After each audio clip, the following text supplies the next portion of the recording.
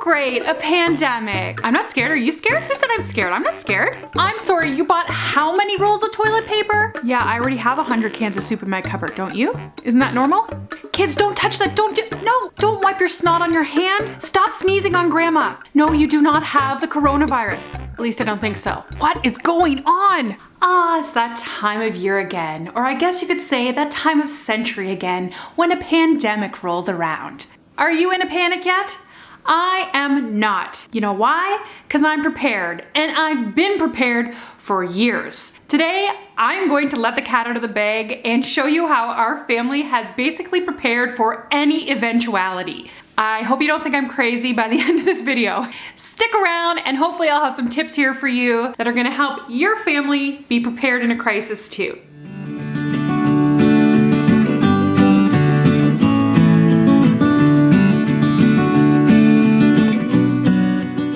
Hi there, I'm Jen. Welcome to the channel where we talk all things Canadian and especially how to take our least and make the most out of it. Okay, this video has been years in the making. I really don't like that we have a sort of pandemic circulating the world, but it is a little bit vindication for me, who has been prepared for this for probably a decade. Okay, am I a Canadian prepper? I don't know, guys. Like, I would say maybe I'm like prepper adjacent. I don't have a full-on like bunker in my backyard. I have no idea how to skin an animal or to eat wild food from the forest, but I would say I am a great deal more prepared for an emergency than some other Canadians. I would like to just insert a comment here right now, however, about preppers, because I feel as though if you are Canadian living in a rural area, you are automatically a prepper by nature. We've got people living in Toronto who live in a little condo and have about enough food in their refrigerator to last them 2 days.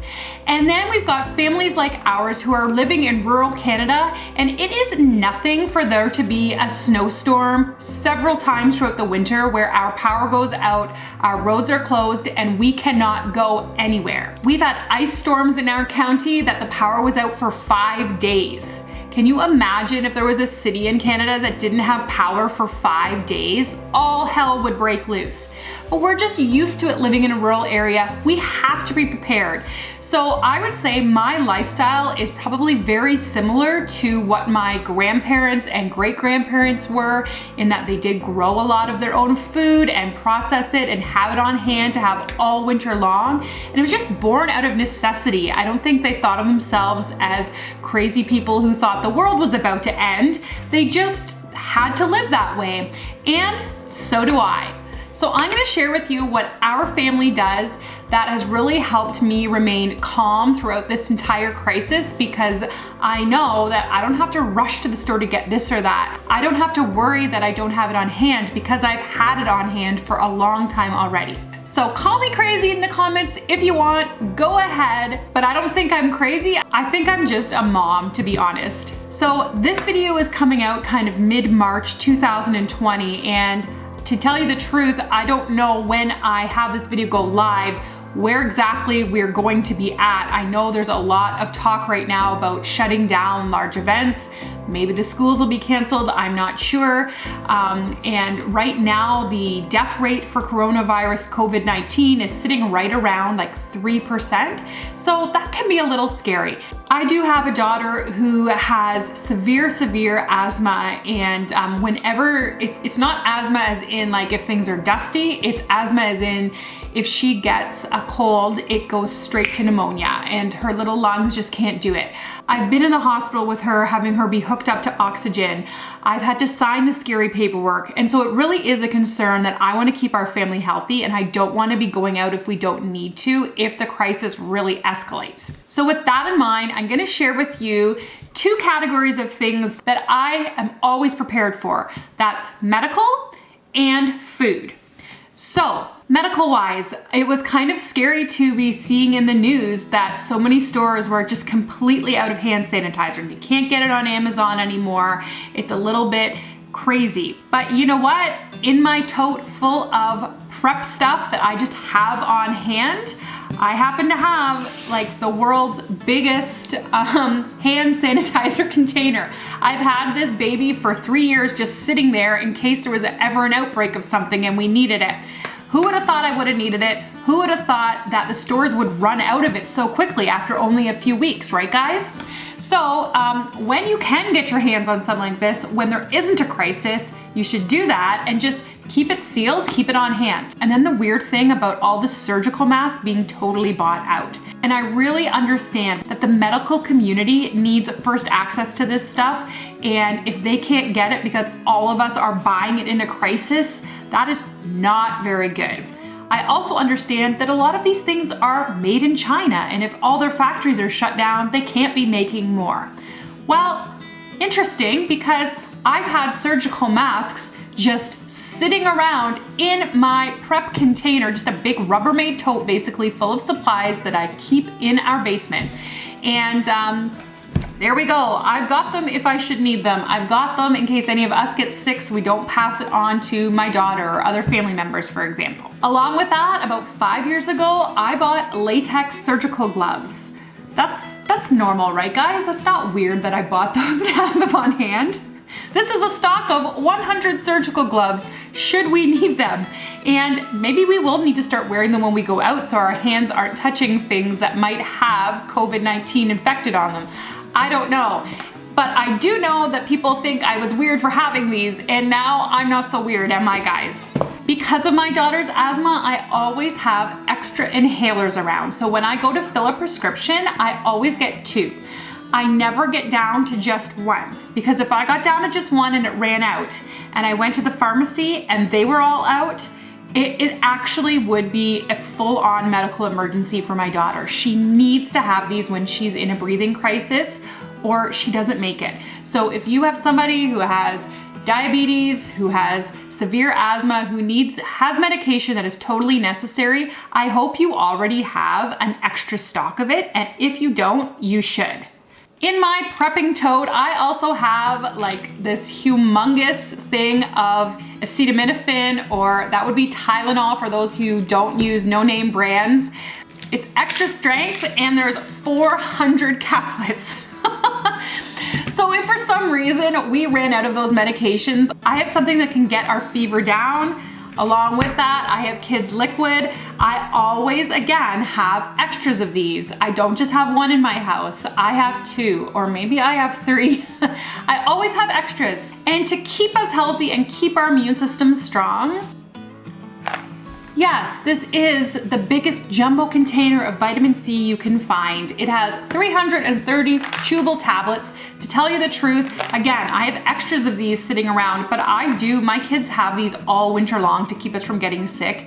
It works, you guys. Research vitamin C. I mean, it is a powerhouse, especially when you're living in Canada in the north like we are. Vitamin D, also very important.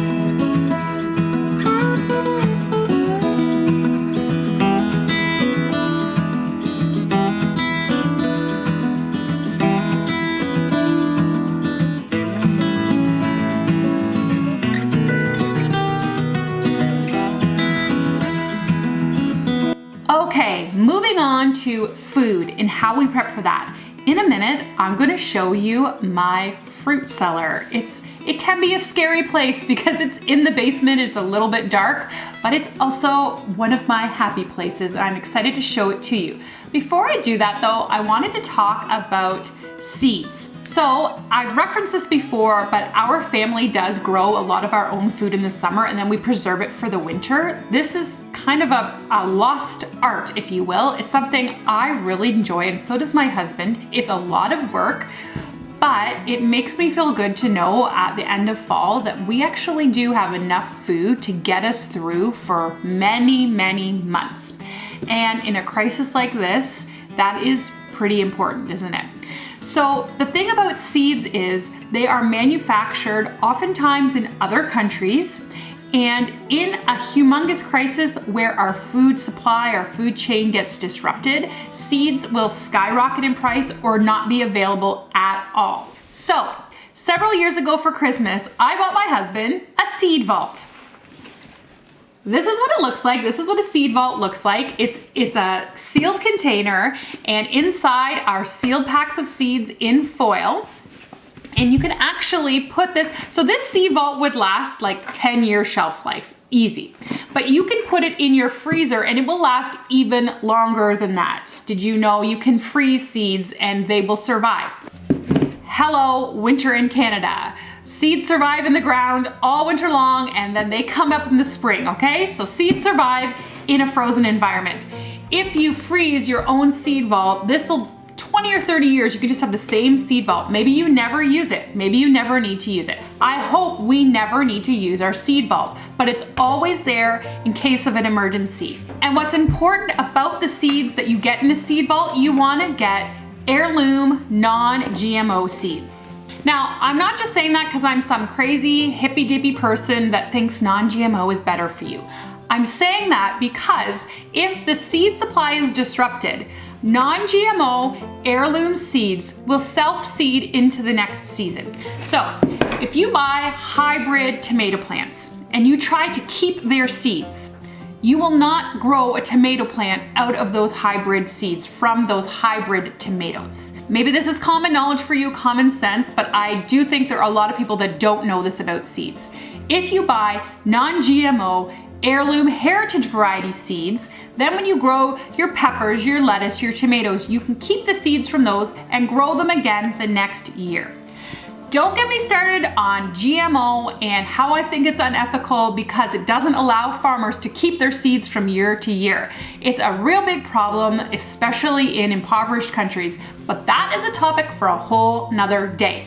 All you need to know is if you are prepping, this is the type of seeds you need. So in here, I'm just gonna read you what I've got, okay?